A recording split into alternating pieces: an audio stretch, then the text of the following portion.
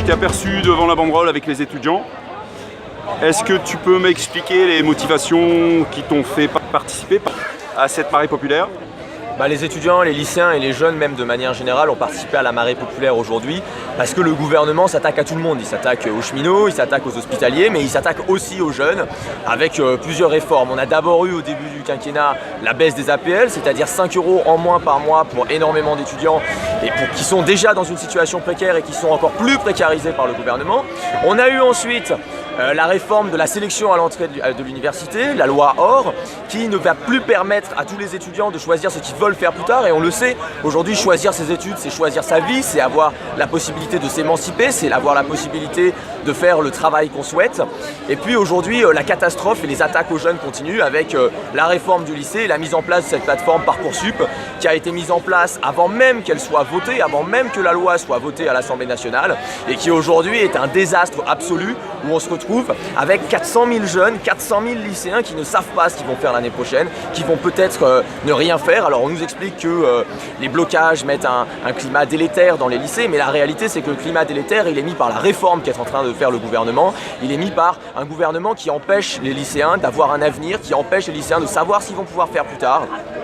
Et c'est pour ça qu'aujourd'hui, les étudiants, les lycéens, on était encore nombreux et qu'on dit qu'il faut continuer à se mobiliser parce qu'il n'y a qu'une seule façon de faire reculer ce gouvernement, c'est de se mettre ensemble, c'est de lutter, c'est de participer aux manifestations, c'est de bloquer les lycées parce que ce gouvernement n'entend qu'une chose, le rapport de force.